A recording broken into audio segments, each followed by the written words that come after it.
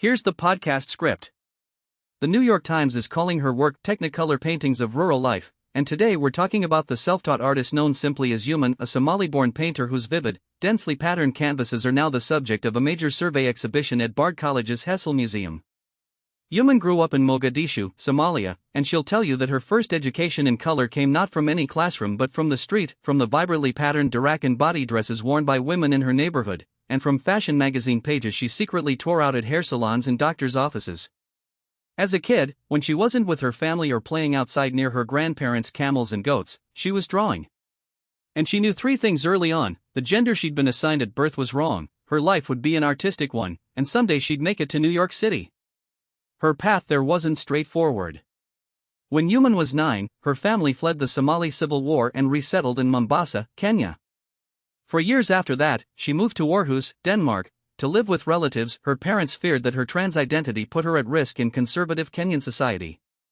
She spent her teenage years in Europe, then arrived in New York in the early 2000s, where she worked as a dishwasher, a barista, and a seamstress at a Uniqlo store, and sold paintings out of Union Square.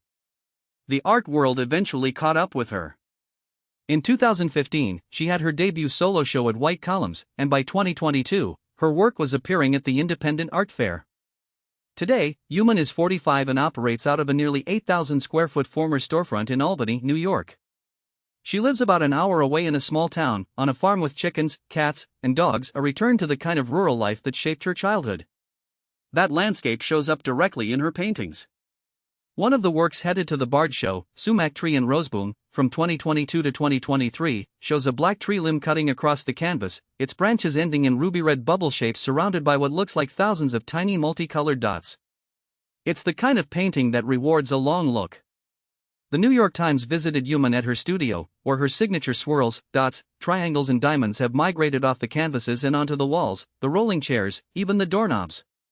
She wakes at 6, has her tea, bikes before work, and puts in around 6 solid creative hours a day, though she sleeps only about 4 hours a night, something she admits is not great at her age. She eats very little while working because food makes her want to nap. Her studio staple? A banana. She even has one tattooed on her. She works on the floor, starting with a mood and a color, sketching a rough foundation in charcoal, then going straight to acrylic, no white gesso primer, just paint directly on the canvas. She knows she's done when she physically cannot bring herself to touch the piece again. Her 2 MFA assistants from the University of Albany help with color mixing and admin.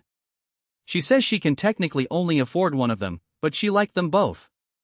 That kind of honesty runs through everything she says. Uman is candid about the precariousness of an artist's life: no pension, no 401k, and always that question of when the other shoe drops. She doesn't go to art world functions. She's not trying to be everywhere or part of what she calls the machine. She does 1 or 2 shows a year, listens to house music and Philip Glass in the studio, unwinds with 90 Day Fiancé, and keeps a painted sheep's shear and deer antlers somewhere in a box. The survey exhibition opens Saturday at the Hessel Museum at Bard College, and it sounds like the kind of show that earns a trip upstate.